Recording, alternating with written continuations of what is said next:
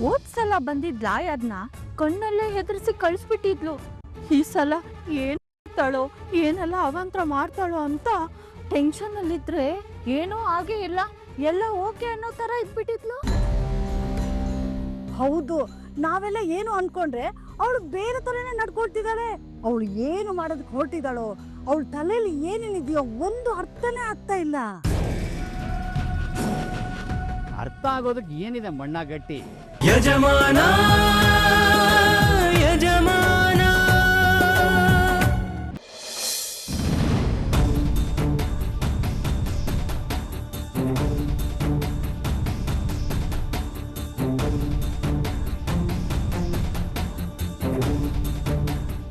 ಅರೆ ಇವರೇ ಕೊಡ್ ಬರ್ತಾ ಇದ್ದಾರೆ.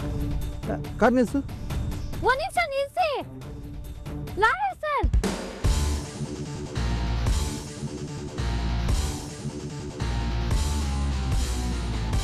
ಏನ್ ಸರ್ ಅಷ್ಟೊತ್ತಿಂದ ಕೂಗ್ತಿದ್ದೀನಿ, ನಿಲ್ಲಿಸ್ದೆ ಹಾಗೆ ಹೋಗ್ತಿದ್ದೀರಾ? ಸಾರಿನಮ್ಮ. ಯಾಕಮ್ಮ, ನಾನೇನಾದ್ರು ಮರ್ತು ಬಂದಿದ್ದೀನ? ನೀವೇನು ಮರ್ತಿಲ್ಲ ಸರ್, ನಾನೇ ಒಂದ್ ವಿಷಯ ಹೇಳೋದ್ ಮರ್ತೋಗಿದ್ದೆ. ಹೌದಾ? ಅದೇನು ಹೇಳಮ್ಮ. ಸರ್, ನೀವ್ ಆರಾಮಾಗಿದ್ದೀರಾ ತಾನೆ? ನಿಮ್ ಬಾಡಿ ಏನು ವ್ಯತ್ಯಾಸ ಆಗ್ತಿಲ್ಲ ಅಲ್ವಾ? ಯಾಕಮ್ಮ ಹಾಗೆ ಕೇಳ್ತಾ ಇದೀಯಾ? ನನಗೇನಾಗಿದೆ? ನಾನು ಫೈನ್ ಆಗಿದ್ದೀನಿ. ಇಲ್ವಲ್ಲ, ನೀವ್ ಆರಾಮಾಗಿರೋ ತರ ಕಾಣ್ತಿಲ್ಲ.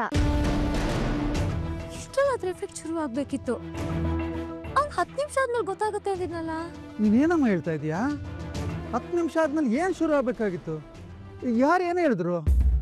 ಯಾಕ್ ಸರ್ ಕತ್ತತ್ರ ಮುಟ್ ನೋಡ್ಕೊಳ್ತಿದ್ದೀರಾ? ಏನಾಯ್ತು?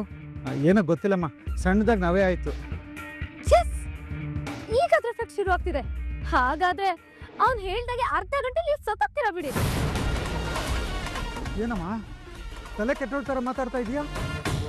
ನಾನು ಯಾಕೆ ಸಾಯ್ತೀನಿ? ಹಾಗಂತ ಹೇಳ್ದವ್ರು ಯಾರು? ನಾನು ವಿಷ ಕೊಟ್ನಲ್ಲ ಅವನು. ಈಗ ಮನೇಲಿ ನೀವು ಮಜ್ಜಿಗೆ ಕುಡಿದ್ರಲ್ಲ, ಅದ್ರಲ್ಲಿ ನಾನು ವಿಷ ಹಾಕಿದ್ದೆ. ಆ ವಿಷಯ ಹೇಳೋದೇ ಮರ್ತೋಗಿದೆ, ಅದಕ್ಕೆ ಬಂದೆ. ನೀನು ತಮಾಷೆ ಮಾಡ್ತಾ ಇಲ್ಲ ತಾನೆ? ಅಯ್ಯೋ, ಇಂಥ ವಿಷಯದಲ್ಲಿ ಯಾರಾದ್ರೂ ತಮಾಷೆ ಮಾಡಕ್ಕಾಗುತ್ತಾ ಸರ್? ಪಾಪ, ಇನ್ 20 ನಿಮಿಷ ಅಷ್ಟೇ ನೀವು ಬದುಕಿರೋದು. ಅಲ್ಲಮ್ಮ, ನಾನು ನಿನ್ಗೆ ಏನ್ ಅನ್ಯಾಯ ಮಾಡಿದೆ ಅಂತ ನನ್ಗೆ ಈ ರೀತಿ ಮಾಡಿದೆ? ನನ್ ಗಂಡನಿಂದ ನನ್ನ ದೂರ ಮಾಡ್ತಿರೋದು ನೀವ್ ನನಗ್ ಮಾಡ್ತಿರೋ ಅನ್ಯಾಯ ಅಲ್ವಾ ಸರ್? ಅವ್ರು ಹೇಳಿದ ಕೆಲವನ್ನಮ್ಮ ನಾನು ಬಂದಿದ್ದು ಜಸ್ಟ್ ನಾನು ಕೆಲಸ ಮಾಡ್ತಾ ಇದ್ದೀನಿ ಅಷ್ಟೇ. It is pure professional, nothing personal ಅಮ್ಮ. ಪ್ರತಿ ಒಂದ್ ಪ್ರೊಫೆಷನ್ಗೂ ಅದ್ರದ್ದೇ ಆದ ಎಥಿಕ್ಸ್ ಇರುತ್ತೆ ಅಲ್ವಾ ಸರ್? ಅದನ್ನ ನೀವು ಫಾಲೋ ಮಾಡಿದ್ದೀರಾ? ನಾನಾಗ್ಲಿ ನನ್ ಗಂಡ ಆಗ್ಲಿ ನಮ್ಮಿಬ್ಬರ ಮಧ್ಯೆ ಅಂಡರ್ಸ್ಟ್ಯಾಂಡಿಂಗ್ ಇಲ್ಲ, ನಮಗ್ ಡಿವೋರ್ಸ್ ಬೇಕು ಅಂತ ಕೇಳಿದೀವಾ? ಇಲ್ಲ ತಾನೆ? ಹಾಗಿದ್ಮೇಲೆ ಮೂರನೇ ಒಂದ್ ಮಾತು ಕೇಳಿ ನೀವ್ ಹೇಗ್ ಬಂದ್ರಿ? ಅಲ್ಲಮ್ಮ, ಅವ್ರು ಹೇಳಿದ್ಕೋಸ್ಕರ ತಾನೇ ಬಂದೆ. ಬೇರೆ 1000 ಹೇಳಿ ಸರ್, ಆದ್ರೆ ನೀವ್ ನಮ್ಮಿಬ್ಬರನ್ನ ಕೂರಿಸಿ ಕ್ರಾಸ್ ವೆರಿಫಿಕೇಶನ್ ಮಾಡಿ ಕನ್ಫರ್ಮ್ ಮಾಡ್ಕೊಂಡ್ರಾ? ಸೊ ನಮ್ ಸಂಬಂಧನ ಉಳಿಸ್ಕೊಳ್ಳೋದಕ್ಕೆ ನನಗೆ ಬೇರೆ ದಾರಿ ಕಾಣಿಸ್ಲಿಲ್ಲ, ಅದಕ್ಕೆ ಮಜ್ಜಿಗೆಯಲ್ಲಿ ಪಾಯ್ಸನ್ ಹಾಕ್ದೆ. ಅಲ್ಲಮ್ಮ, ನಾನ್ ಮಾಡಿರೋ ಈ ಸಣ್ಣ ಮಿಸ್ಟೇಕಿಗೆ ಇಷ್ಟೊಂದು ದೊಡ್ಡ ಶಿಕ್ಷಣ? ನಿಮಗದು ಸಣ್ಣ ಮಿಸ್ಟೇಕ್ ಇರ್ಬೋದು ಸರ್, ಆದ್ರೆ ಇದು ನನ್ನ ಲೈಫ್ ಪ್ರಶ್ನೆ. ಹಾಗಾದ್ರೆ ನಾನು ಬದುಕೋದಕ್ಕೆ ಸಾಧ್ಯನೇ ಇಲ್ವಾ? ಯಾಕೆ ಸಾಧ್ಯ ಇಲ್ಲ? ಈ ಟ್ಯಾಬ್ಲೆಟ್ ತಗೊಂಡ್ರೆ ಇನ್ 15 ನಿಮಿಷ ನೀವು ಬದುಕ್ಬೋದು. ಹಾಗಿದ್ರೆ ಮೊದ್ಲು ಮಾತ್ರ ಕೊಡಮ್ಮ. ಇದೋಡೆ ಸರೋಯ್ತಲ್ಲ ಸರ್, ನೀವು ಕೇಳಿದ ತಕ್ಷಣ ಕೊಡೋದಕ್ಕ ನಾನು ನಿಮಗೆ ಪಾಯ್ಸನ್ ಕೊಟ್ಟಿದ್ದು. ಹಾಗಿದ್ರೆ ನಾನೀಗ ಏನ್ ಮಾಡ್ಬೇಕು ಹೇಳಮ್ಮ? ಸಿಂಪಲ್, ನನ್ ಗಂಡ ಸೈನ್ ಮಾಡಿರೋ ನೋಟಿಸು ಮತ್ತೆ ವಕಾಲತನ ಸುಟ್ ಹಾಕಿ ಅಷ್ಟೇ. ನಿಮ್ಮ ಹತ್ರ ಟೈಮ್ ಇಲ್ಲ. ಪ್ರಾಣ ಮುಖ್ಯನಾ ಅಥವಾ ಕೇಸ್ ಮುಖ್ಯನಾ? ಯೋಚನೆ ಮಾಡಿ. ಸದ್ಯಕ್ಕೆ ನನ್ನ ಪ್ರಾಣನೇ ಮುಖ್ಯ. ನಾನು ಬದುಕಿದ್ರೆ ಇಂಥ 1000 ಕೇಸ್ ಬರುತ್ತೆ. ಅಯ್ಯೋ, ನಮ್ಮ ಮ್ಯಾಚ್ ಬಾಕ್ಸೇ ತಂದಿಲ್ವಲ್ಲಮ್ಮ. ಅಯ್ಯೋ, ಡೋಂಟ್ ವರಿ ಸರ್, ಅದನ್ನು ನಾನೇ ರೆಡಿ ಮಾಡ್ಕೊಂಡು ಬಂದಿದ್ದೀನಿ.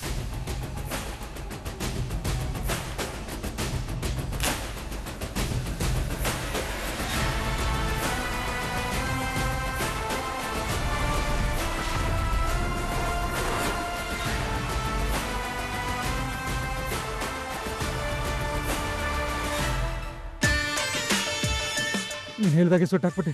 ಈಗಲಾದ್ರೂ ಮಾತ್ರ ಕೊಡಮ್ಮ. ಅಯ್ಯೋ, ನನ್ನ ಮಾತ್ರೆ. Cool sir, cool. ಇವಾಗ ಇದ್ರ ಅಗತ್ಯ ನಿಮಗಿಲ್ಲ, ಯಾಕಂದ್ರೆ ನಾನು ಯಾವ ವಿಷಯನೂ ಹಾಕಿಲ್ಲ. ಮಜ್ಜಿಗೆಲ್ಲಾದ್ರೂ ಪಾಯ್ಸನ್ ಮಿಕ್ಸ್ ಮಾಡೋಕ್ಕಾಗತ್ತಾ? ಮತ್ತೆ ಇಷ್ಟೊತ್ತು ನೀನು ಹೇಳಿದ್ದು ಜಸ್ಟ್ ಶಾಕ್ ಟ್ರೀಟ್ಮೆಂಟ್. ಮನುಷ್ಯ ತಾನು ಬದುಕೋದಕ್ಕೆ ಕೆಲವು ನಿಮಿಷ ಅಂತ ಕೇಳಿದ ತಕ್ಷಣ ಲಾಜಿಕ್ ಎಲ್ಲ ಯೋಚನೆ ಮಾಡೋದಕ್ಕೆ ಹೋಗಲ್ಲ ಅಲ್ವಾ? ಅದನ್ನ ಅಡ್ವಾಂಟೇಜ್ ಆಗಿ ತಗೊಂಡು ಪಾಯ್ಸನ್ ಅನ್ನೋ ಸಣ್ಣ ಡೋಸ್ ಕೊಟ್ಟೆ ಅಷ್ಟೇ. ನನ್ನ ಹತ್ರ ಆಟ ಆಡ್ತೀಯಾ?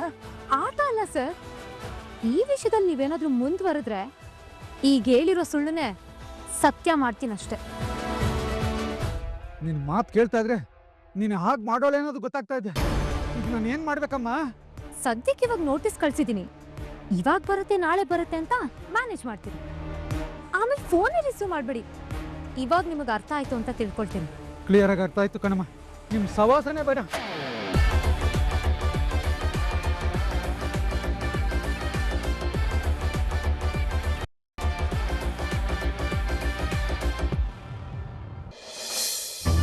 ಓದ್ಸಲ ಬಂದಿದ್ಲ ಅದನ್ನ ಕಣ್ಣಲ್ಲೇ ಹೆದರ್ಸಿ ಕಳಿಸ್ಬಿಟ್ಟಿದ್ಲು.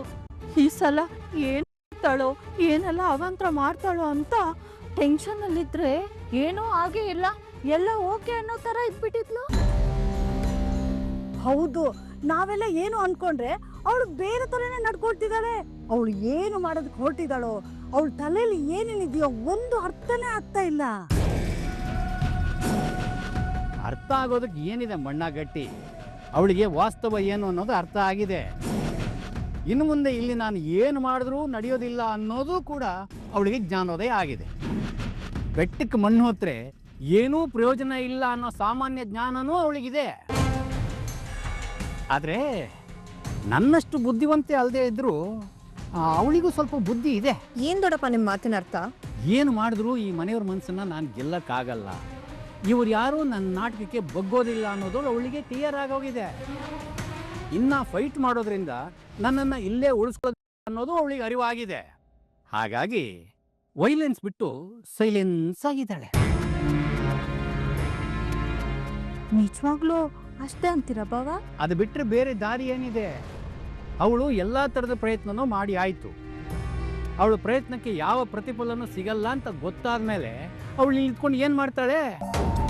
ಅದಕ್ಕೆ ಇವ್ರ ಸಹವಾಸನೆ ಬೇಡ, ಏನೂ ಬೇಡ ಅಂತ ಡಿವೋರ್ಸ್ ಕೊಡೋದಕ್ಕೆ ಮೆಂಟಲಿ ಪ್ರಿಪೇರ್ ಆಗ್ತಿರ್ಬೇಕು. ಅದಕ್ಕೆ ಸೈಲೆಂಟ್ ಆಗಿದ್ದಾಳೆ. ದೊಡ್ಡಪ್ಪ, ಸಮುದ್ರನೂ ಅಷ್ಟೇ, ನೋಡೋದಕ್ಕೆ ತುಂಬಾ ಸೈಲೆಂಟ್ ಆಗಿರುತ್ತೆ. ಆದ್ರೆ ಅದ್ರ ಹತ್ರ ಹೋದಾಗ್ಲೇ ಅಲ್ವಾ ಅದ್ರ ಆರ್ಭಟ ಏನು ಅನ್ನೋದು ಗೊತ್ತಾಗೋದು. ಯಾವ್ದಕ್ಕೂ ಸ್ವಲ್ಪ ಹುಷಾರಾಗಿರಿ ದೊಡ್ಡಪ್ಪ. ನೀನಿನ್ನೂ ಚಿಕ್ಕವಳು ಥರನೇ ಇದ್ದು ಬಿಡು. ನನ್ನ ಅನುಭವದ ಆಧಾರದ ಮೇಲೆ ಹೇಳ್ತಾ ಇದ್ದೀನಿ. ಅವಳು ಶಸ್ತ್ರತ್ಯಾಗ ಮಾಡಿ ಆಯಿತು. ಇನ್ನೇನಿದ್ರು ಗೆಲುವು ನಮ್ಮದೇ. ಇಲ್ಲ ದೊಡ್ಡಪ್ಪ, ಅವಳ ಬಿಹೇವಿಯರ್ ಇಂದೆ ನೀವು ಹೇಳ್ತಿರೋದಷ್ಟೇ ಕಾರಣ ಅಲ್ಲ ಅನಿಸ್ತಿದೆ. ಅವಳ ತಲೆಯಲ್ಲಿ ಬೇರೆ ಏನೋ ಇದೆ. ಅದಕ್ಕೆ ಈ ಹೊಸ ಡ್ರಾಮಾ ಶುರು ಮಾಡ್ಕೊಂಡಿದ್ದಾಳೆ.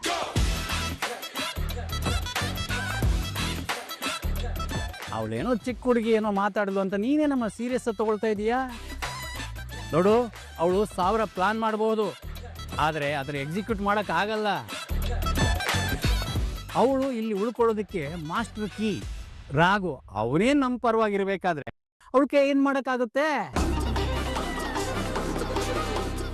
ಕರೆಕ್ಟ್ ದೊಡ್ಡಪ್ಪ, ಅವಳು ಏನ್ ಬೇಕಾದ್ರೂ ಪ್ಲಾನ್ ಮಾಡ್ಕೊಂಡಿರ್ಲಿ, ಆದ್ರೆ ನಾವ್ ಮಾತ್ರ ನಮ್ಮ ಪ್ಲಾನ್ ಒಳಗೆ ಇರೋಣ.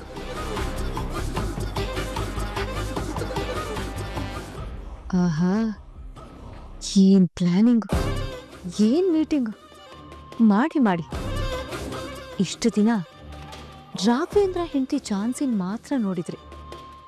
ಆದ್ರೆ ಇನ್ಮುಂದೆ ಮಿಸ್ಸಸ್ ರಾಘವೇಂದ್ರ ಹಾಗೆ ಹಳೆ ಚಾನ್ಸಿನ ಕೂಡ ನೋಡ್ತೀರಾ. ಆಟನ ನೀವು ಶುರು ಮಾಡಿದ್ರಿ, ಅದನ್ನ ಎಂಡ್ ನಾನು ಮಾಡ್ತೀನಿ. ಆದರೆ ನನ್ನ ಆಟ ಹೇಗಿರುತ್ತೆ ಅಂತ ಇನ್ಮುಂದೆ ತೋರಿಸ್ತೀನಿ.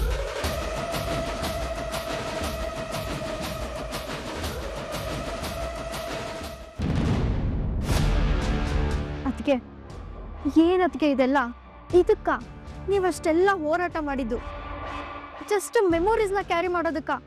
ನೀವಷ್ಟೆಲ್ಲ ಹಠ ಮಾಡಿ ಎಲ್ಲದನ್ನ ಸಹಿಸ್ಕೋಬೇಕಾಗಿದ್ದು? ನನಗೆ ಬೇರೆ ಆಪ್ಷನ್ ಏನಿದೆ ಸಂಗೀತ? ಅದಕ್ಕೆ ಇದು ಕೊನೆ ಅಲ್ಲ, ಕತ್ಲಲ್ಲೂ ಕೂಡ ಬೆಳಕು ಹುಟ್ಟುತ್ತೆ, ಮುಳುಗೋ ಘಳಿಗೆಲ್ಲೂ ಕೂಡ ಹೊಸ ಯುಗಾನೇ ಪ್ರಾರಂಭ ಆಗುತ್ತೆ ಅಂತ ಹೇಳ್ತಾರೆ. ಅಂಥದ್ರಲ್ಲಿ ನೀವು ಶುರುವಲ್ಲೇ ಸೋಲು ನಪ್ಕೊಂಡು ಹೋಗ್ಬಿಟ್ರೆ ಹೇಗೆ? ಅದಕ್ಕೆ ಅದನ್ನು ಬಿಟ್ಟು ಬೇರೆ ದಾರಿ ಇಲ್ಲ. ಮಾತು ನೂರಾಡಿದ್ರು ಕಾರ್ಯ ಶೂನ್ಯ ಅನ್ನೋದು ಅವಳಿಗೆ ಅರ್ಥ ಆಗಿದೆ. ಅವಳು ಸೋಲು ಒಪ್ಕೊಂಡ್ಬಿಟ್ಟಿದ್ದಾಳೆ. ನಮ್ಮ ಗೆಲುವಿನ ದಾರಿನ ಈಸಿ ಮಾಡಿಕೊಡ್ತಾ ಇದ್ದಾಳೆ. ಹೋರಾಡಿ ಕಳ್ಕೊಂಡು ಹೋಗೋದಕ್ಕಿಂತ ಪ್ರೀತಿಯಿಂದ ಇದ್ದು ಸಿಹಿ ನೆನಪುಗಳನ್ನ ಉಳಿಸ್ಕೊಂಡು ಹೋಗ್ಬೋದಲ್ವಾ? ಒಂದಷ್ಟು ದಿನ ಗುದ್ದಾಡಿ ಒದ್ದಾಡಿ ಮೈಕೈ ನೋವು ಮಾಡಿಕೊಂಡು ಮನಸ್ಸಿನ ನೆಮ್ಮದಿನೇ ಹಾಳು ಮಾಡಿಕೊಂಡು ಅವಳನ್ನು ಓಡಿಸೋದಕ್ಕಿಂತ ನಾಜೂಕಾಗಿದ್ಕೊಂಡೇ ಅವಳನ್ನು ಕಳಿಸೋದು ಒಳ್ಳೇದಲ್ವಾ? ಅವ್ರೆಲ್ರು ನಿಮ್ಮನ್ನ ಮನೆಯಿಂದ ಕಳಿಸ್ಬೇಕು ಅಂತ ತುದಿದಲ್ಲಲ್ಲಿ ನಿಂತಿದ್ದಾರೆ. ಇವಾಗ ಅವ್ರೆಲ್ರು ಎಷ್ಟು ಖುಷಿಯಾಗಿರ್ತಾರೆ ಅಂತ ಗೊತ್ತಾ? ಅವಳು ಹೋಗ್ತಾಳ ಅನ್ನೋದು ಖುಷಿನೇ, ಅದ್ರಲ್ಲಿ 2 ಮಾತಿಲ್ಲ. ಆದ್ರೆ ಅವಳು ಹೇಳಿದ ಪ್ರಕಾರ ಹೋಗ್ತಾಳ. ಮಾತ್ ಕೊಟ್ರಿ ಅಂದ್ಮೇಲೆ ಹೋಗ್ಲೇಬೇಕು ತಾನೆ. ಅವ್ಳ್ ಮಾತ್ ಕೊಟ್ರೆ ನಾನ್ ನಂಬೋದಕ್ಕಾಗುತ್ತಾ ದೊಡ್ಡಪ್ಪ? ನಂಬೋದು ಬಿಡೋದು ಅವ್ರಿಗೆ ಬಿಟ್ಟಿದ್ದು ಸಂಗೀತ. ಆದ್ರೆ ಇವಾಗ ನಾನು ಹೇಳಿರೋದನ್ನ ಒಪ್ಕೊಳ್ತಾರೆ ಅನ್ನೋ ನಂಬಿಕೆ ನನಗಿದೆ. ಹೌದು, ಒಪ್ಕೊಳ್ಳೋದು ಒಳ್ಳೇದು ಅನ್ನೋದು ನನ್ನ ಅಭಿಪ್ರಾಯ. ಕಾರ್ಯವಾಸಿ ಕತ್ತೆ ಕಾಲಾದರೂ ಹಿಡಿ ಅಂತ ದೊಡ್ಡವ್ರು ಹೇಳಿದ್ದಾರೆ ಕಣಮ್ಮ.